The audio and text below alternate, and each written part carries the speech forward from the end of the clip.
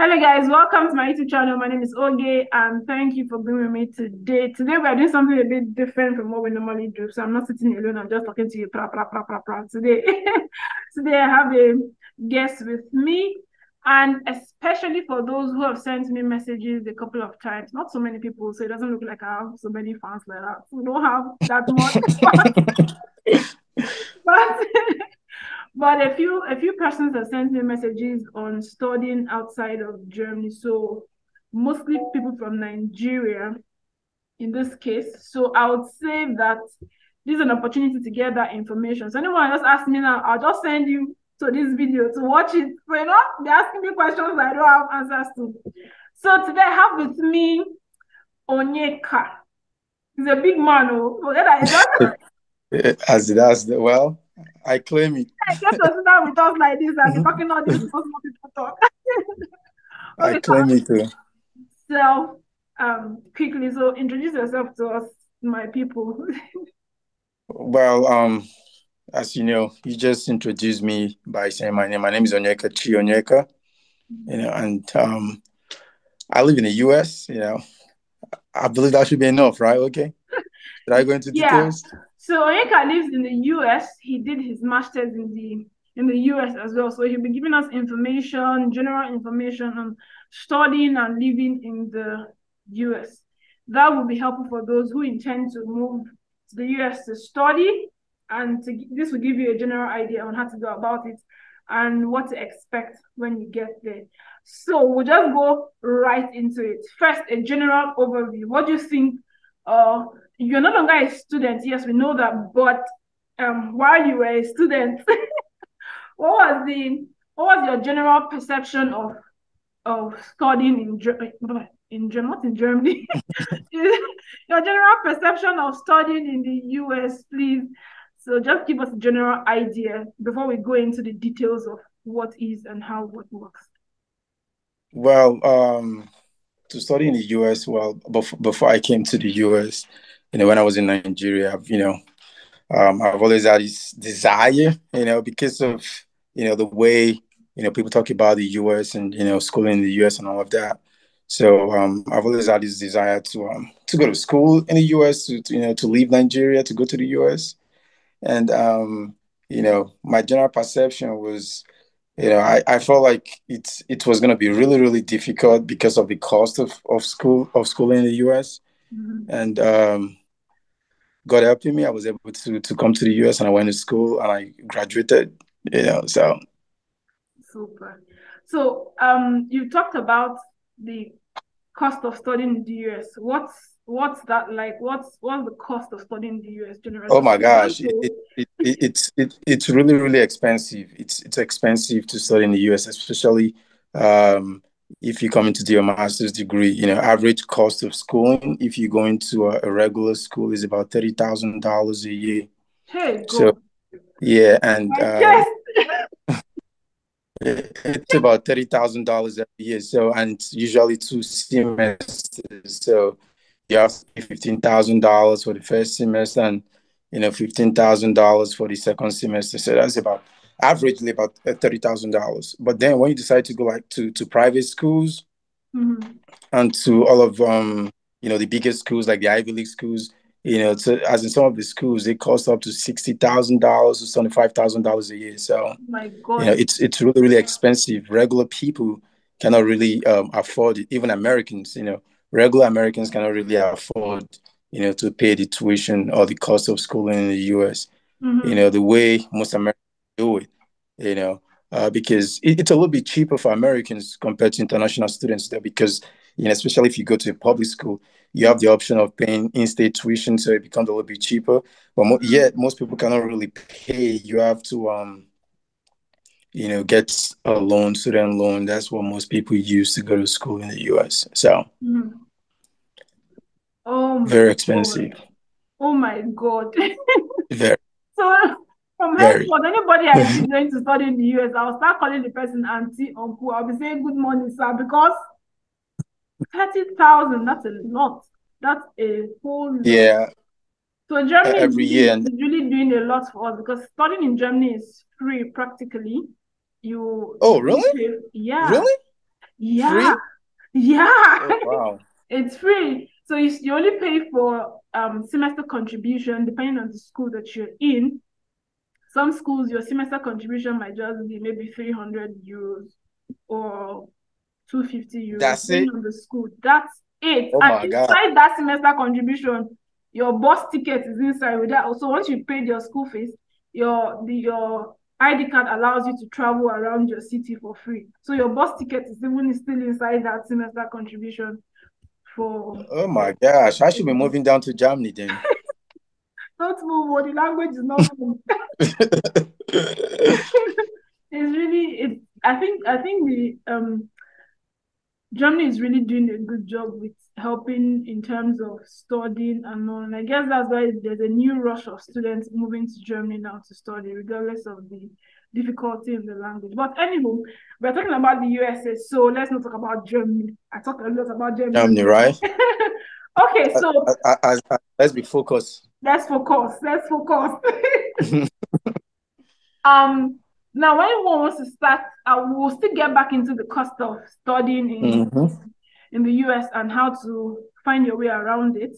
But when someone wants to start to think about studying in the US, what would you advise in terms of the schools to look to apply in? So what would you say are the let's say first of all the location, because I imagine that where you're in, whether you're studying, living, or working, is very important in terms of Hmm. how you end up succeeding in that area.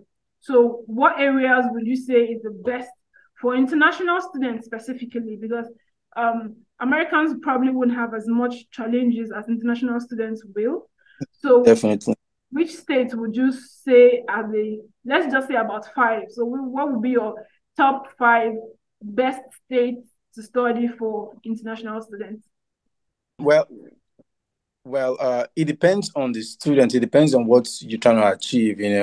If you're coming for the name, you want to go to an Ivy League college, it's a different ball game. But if you're considering cost of living, you're considering the cost of tuition, living expenses and all of that, and schools where you could get a funding, or schools where you could get scholarship or Mm-hmm. financial aid, you should be looking at, say for example, you should be looking at southern US, Mm-hmm. states like Texas, state like Georgia, you know, or maybe South Carolina, or Mm-hmm. maybe then you could come down to the Midwestern states like Ohio, Michigan, Kansas, Kentucky.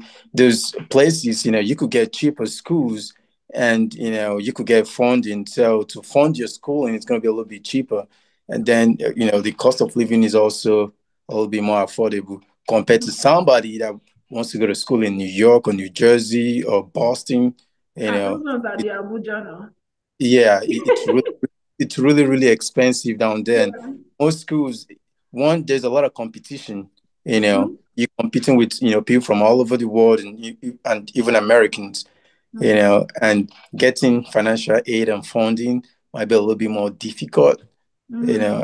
know, to get into those schools where you have so much competition, the requirement becomes very, very high. Mm-hmm. So if you just want to come to the US, because all of these schools are good, all of these schools, Mm-hmm. as long as you're going to school in America, you're completely good. Just that if you want to if you want the name, then you could go to, like, all of these places I just mentioned just now. But if you're looking for cost, schools that are cost effective, and schools that you could, the ROI, the return on investment, is going to be worthwhile for you. Mm-hmm. Sometimes, you should be looking at cheaper schools in the Midwest US and also in Southern US. That's where you could get schools that are affordable, and international students, they could survive and then Mm-hmm. be successful Mm-hmm. without having so much loan in your name. Your loans. Very, Yeah, very important. So you don't want to go and become Onigbese in another person's country.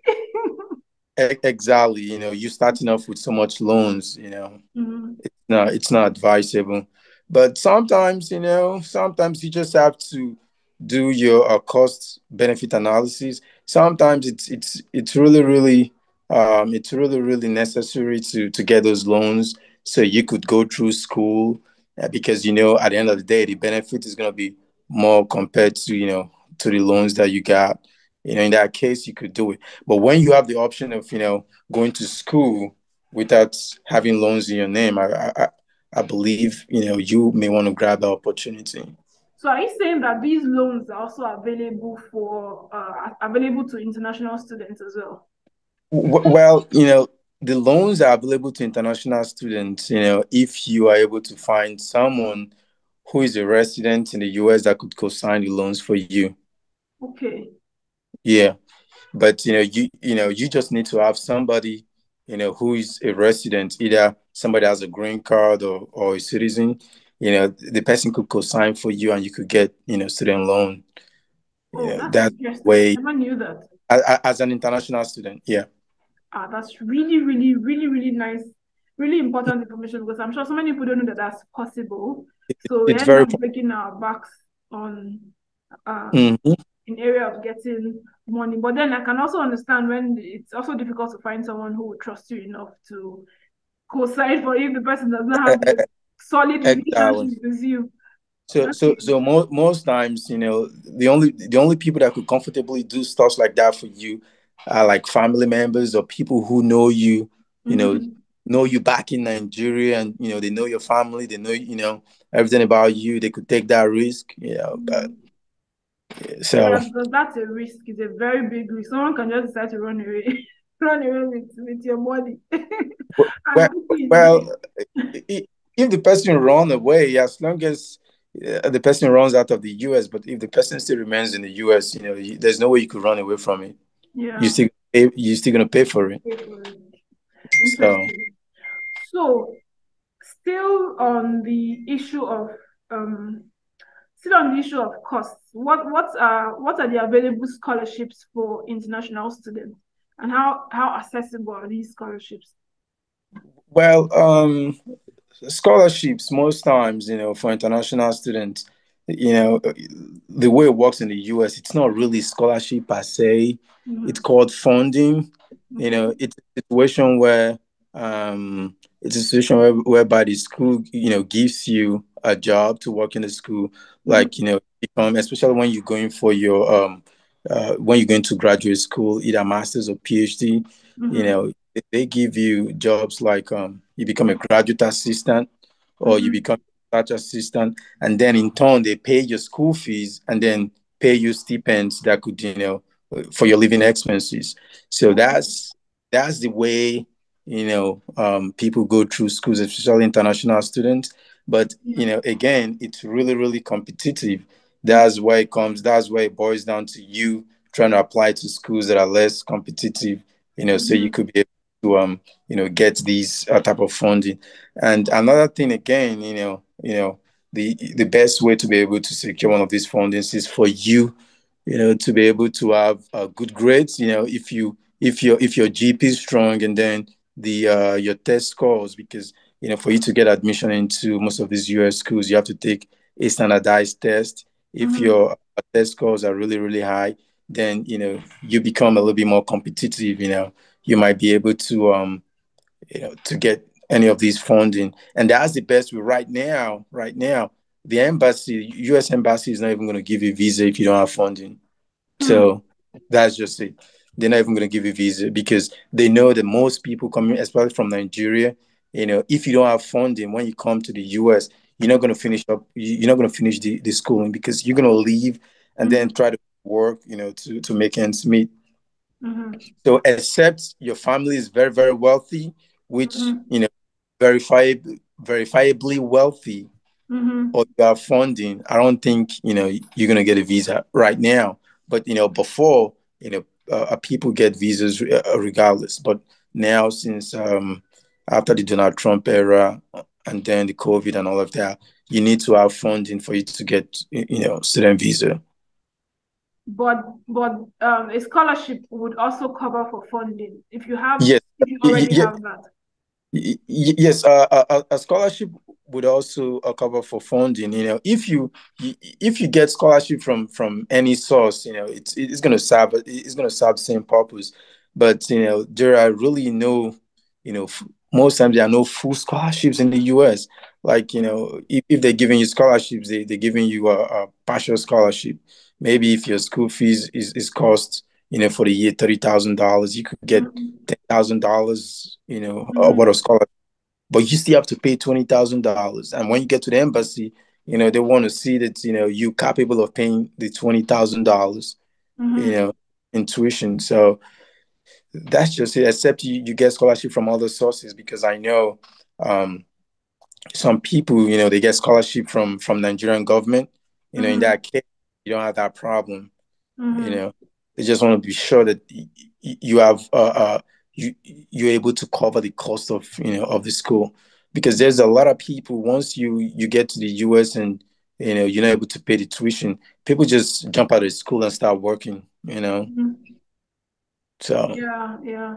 Okay, so that's quite insightful. Now, speaking of working, what are student job opportunities that are available for students, at least to help them survive? Well, the policy for international students is that you just have to work only 20 hours a week, and it has to be within campus, and within the campus. Yes, within campus. That's one bad thing about the American policy with international. It makes it really, really difficult. That's why they have to verify that you're able to, not just pay the tuition, that you're able to cover for your living expenses when you get to the US. So it's really, really, most times it's difficult for international students. You cannot work outside the school. You have to work within the campus. And you have so many international students just like yourself that's looking for that very limited jobs in the campus. So, but as Nigerians and Africans, we actually, or they have ways in which they go about the system, which I don't think I'll be able to talk about on this video. Okay. Yeah, I'm sure there are generally always ways to go around this. One just needs to find the right information and from the right sources. Give you the information. Yeah. So let's talk about studying in an Ivy League university. What's it like, and what's your opinion on that? Well, this is my personal opinion. Other people might have different opinions, but I just feel like it's not really worth it. I said it again, my personal opinion. To me, I don't think it's worth it to actually pay all of that money to go to Ivy League schools. Well, it's Ivy League schools are actually good.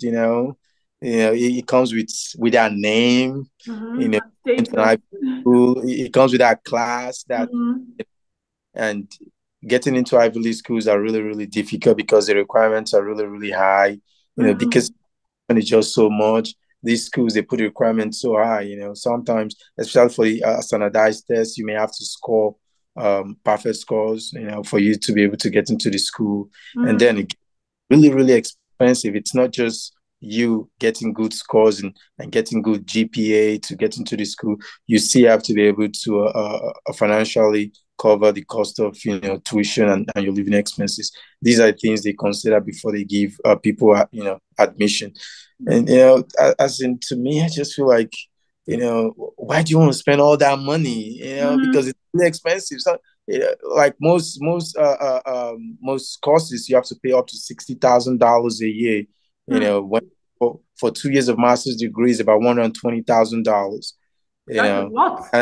Yeah, that's a lot. And then maybe you get some scholarship because you're actually exceptional. You get a scholarship of say $40,000.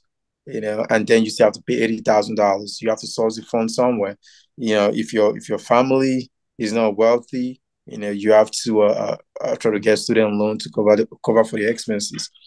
And at the end of the day, if you're not doing maybe law or MBA, you're gonna finish this school and go out to the job market and work just like every other person that went to regular schools. So at the was the essence. But if you're into law or maybe MBA, then because most times these people into law, especially for fresh graduates, they employ people based on the name of your school and all of that for their brand and all of that stuff. So in that case, it's understandable. But for every other regular like engineering, medicine, it's to me just a waste of money. So I quite agree with that, because I mean, if you're still going to be competing with other people in the same who that went to non-Ivy League school, the ordinary people, what's the point? I quite agree with that line of thought, even though a lot of people would argue that the status is important. Anywho, let's move on to the next thing. Now, I want to talk about finding internships. So internships, we all know how important that is for the overall both study time and in finding opportunities as you get a job. So where would you say, what would be your advice to people who are trying to get internships? So when to start, how to go about it, and where to find these internships? Well, to be frank, getting internships, jobs, especially for international students, it's really, really difficult. It's not easy, but it's difficult. It doesn't mean it's not possible. People get internships every day. You on it, right from the first day you step your feet into the school, you're gonna start working towards getting an internship. Most times internships are done during the summer, and then some people, their internship does not really end, they even continue. I believe they call it the co-ed program, where you work and still go to school. But sometimes I don't even know if that option is available to international students. I might be wrong, but I'm not sure if the option is available to international students. But then your internship, for you to be able to get internship, you would have to, because every school always have their career department, that helps students to prepare for interviews. They're gonna help you refine your resume to get you prepared to, and also they also organize what they call the career fair, where a lot of companies, especially in the area, they come to the school to to advertise their business to students, to have students apply to them. Places like that, is it's actually a good tool for students to be able to get internship. And there's an app that most schools have for students. I believe they call it Handshake. It's an app that also helps to connect students to employers. So students using this app and also working with your career department and also attending career fairs. If you persistent, definitely you're gonna end up getting an internship. But one thing we should all note, it's not easy. You have to apply to so many places. You have to use all your resources. You have to use you use the app. Sometimes you could use external applications as well.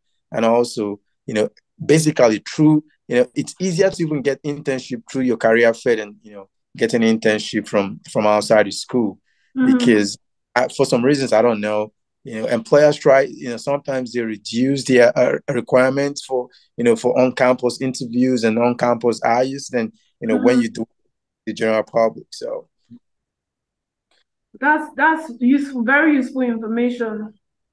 And like I always tell people, once you just come in, just hit the ground running. You don't need to wait until from the first day, find your footing, find your footing on the way. Exactly. From the first day, and also, if I may add to what I said, most in America, most times, the bulk of the people that get into colleges, they come in around the fall semester, which is starting in September.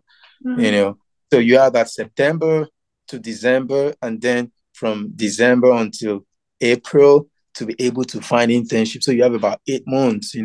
So from the first day, you have to start working towards it. Hopefully by December, January, you should have an internship for you to start in May.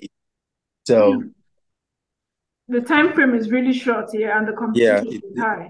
it's really, really short. And internship is very, very important for anybody in the science. It's very, very important because you coming from outside the US, most times for you to get a job, they look at your work experience. They look at work experience so much. They pay so much emphasis on work experience. So if you've had internship, you've had say 2 to 3 months working in the US, it gives you an edge. It makes it actually makes you more employable and more attractive to the employees. So at the end of it, you have a high chance of getting a job compared to some that never did an internship. They just have only work experience from overseas.